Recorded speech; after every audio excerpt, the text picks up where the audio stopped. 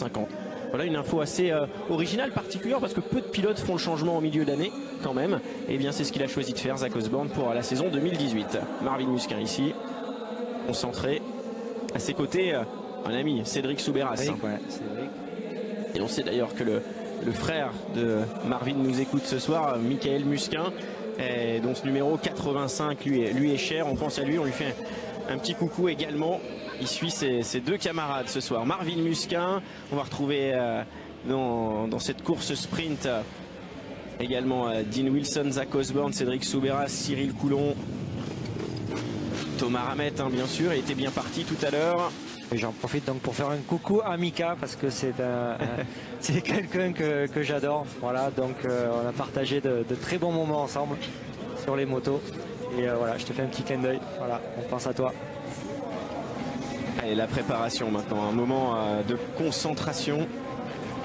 Colcilly va être à suivre, il est toujours à l'intérieur. Colcilly. Marvin s'est décalé d'une grille supplémentaire.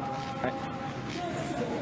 Zach Osborne qui s'y est positionné 15 secondes avant ce deuxième sprint. C'est le même format, 6 minutes plus un tour. Allez. Vous êtes en direct sur AB Moteur, c'est le Supercross de Paris dans la U Arena. Sprint numéro 2, catégorie SX1, c'est parti. Très bon départ de Silly, oui. Silly et de Marvin. Oh, l'extérieur est impressionnant pour Marvin Musquin qui déboule en tête. Ah, il regarde l'intérieur, rien d'inquiétant. Colcilly est à la deuxième place. Dean Wilson tout de suite qui attaque. Dean Wilson à l'intérieur pour aller chercher peut-être ici la troisième place. Non, toujours Zach Osborne devant. Osborne, Wilson, Soubeyras est bien parti. Ça c'est intéressant. Il est cinquième, Cédric. Ouais, Cédric, il a vraiment les capacités à pouvoir rester au contact des premiers. Faut pas qu'il les laisse partir. Et dans le sillage, peut-être des pilotes américains. Cela emmené par Marvin Musquin. Allez, là, par contre, on voit que Marvin il fait pas d'écart pour le moment. Ah, là, il est ultra concentré. Le but, c'est tout de suite de réaliser à faire le petit écart qui libère des pressions. Colcilly n'a pas été dans cette position tout à l'heure. Là, il est deuxième. Il a l'œil sur le leader. Il n'a jamais pu être en mesure de revenir sur le leader tout à l'heure. Là, c'est l'occasion. Puis derrière, c'est la bagarre des Husqvarna avec Zach Osborne et Dean Wilson. Et Dean Wilson qui n'arrive pas à doubler pour le moment. Colcilly qui est à l'intérieur ici. Mais il est très correct, Colcilly. Il n'ira jamais vraiment, on l'a vu au départ, il n'a pas gêné Marvin. Ils ont tourné tous les deux ensemble. Il aurait pu aller le pousser, mais il n'y est pas allé. Mais il vient d'aller le prévenir là quand même. C'est un premier signe. Il est rapide, premier test. rapide de Silly. C'est ça, en Supercross, il y a des pilotes fluides mais très rapides. Et on n'a pas l'impression qu'ils vont vite quelquefois, alors que c'est très efficace. Triple, quadruple et double. Il y a du rythme quand même, ça va très vite. Là, les deux pilotes de devant. C'est très technique. Il est vite, Silly dans les hoops. Là, ils viennent de suite presque à la hauteur de Marvin. Très bonne trajectoire ici aussi. Là, ils tournent juste en dessous dans l'ornière.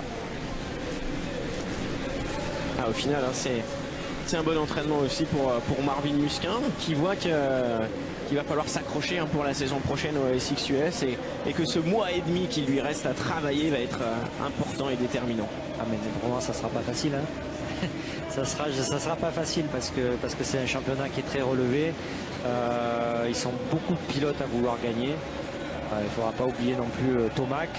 Il ne faudra pas oublier le retour de Roxen. Donc ça c'est un peu le point d'interrogation. Est-ce qu'il sera vraiment à 100% dès les premières courses? Avec Colcilly dans les hoops ici. Presque un peu plus rapide que Marvin.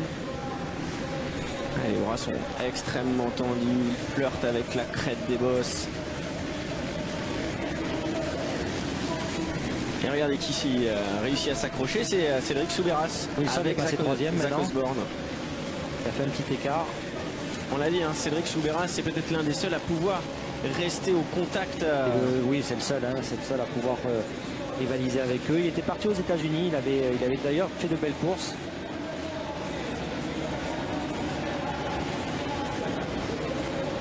Il a toujours été très ouvert, même aux aventures américaines. C'est vrai, Cédric, Il connaît ses pilotes, il connaît Zach Osborne.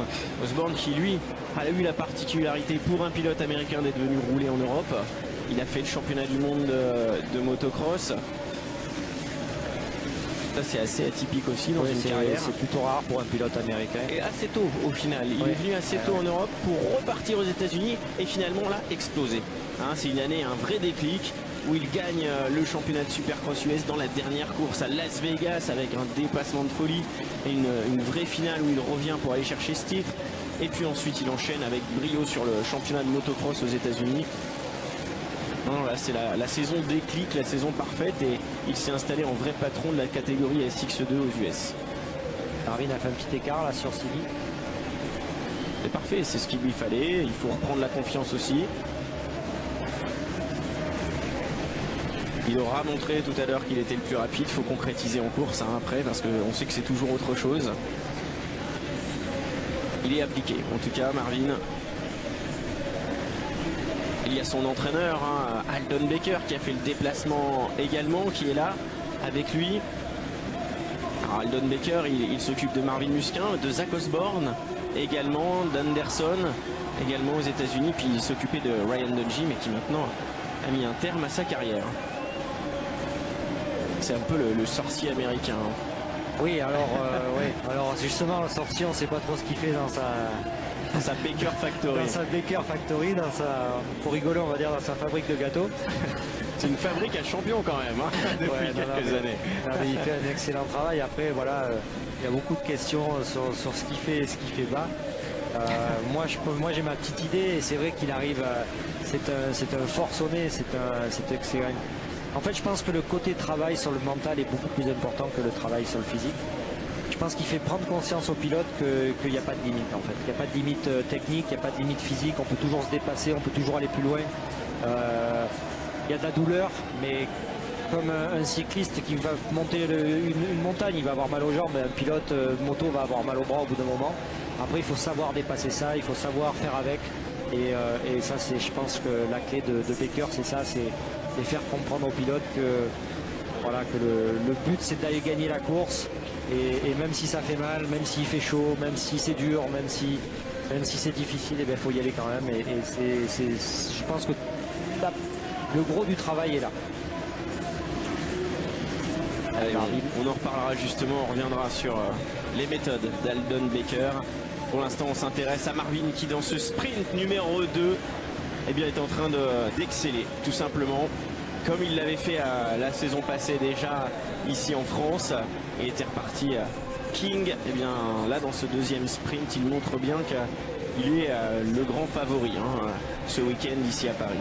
Oui, là il a été un peu plus tranquille, c'est-à-dire qu'il a moins été poussé par Silly. C'est pas le même client, c'est pas le même concurrent. C'est pas du tout le même concurrent. Silly est quelqu'un qui est assez tranquille, qui s'en fait pas, même s'il fait deuxième, c'est pas grave. Voilà, donc alors que Wilson c'est un jeune, il a envie de montrer, voilà, il n'a pas envie de laisser gagner Musquet. Donc voilà, c'est pas dans le tempérament, ouais, c'est pas du tout la même chose. De course, et Marvin le sait. Et Marvin le sait, et c'est pour ça que ça l'a un peu gêné dans la première manche. Mais là voilà, il reste un tour là, donc il gère bien le sujet. La petite erreur qu'il a fait tout à l'heure, maintenant il est hors de question qu'il la refasse. Il s'applique bien, il a des belles lignes. Ovationné hein, par son public, le public français. Tout le monde est debout. Et Marvin qui va en conclure. Il a fait tout à l'heure. Aussi, il a une très belle ligne. Là, il a cherché l'extérieur là-bas près des panneaux. La victoire de Marvin Musquin ici dans la U Arena. Première victoire du pilote français. Alors derrière, on a Cole Silly qui termine deuxième, Wilson troisième, Osborne quatrième et la cinquième place pour cet homme. Cédric Soubeyras, cinquième. Bon résultat. Très bon résultat. Hein. Ah non, c'est vrai. Sa place, hein, c'est vraiment sa place. Exactement. Il honore sa place, il a tenu un temps les pieds.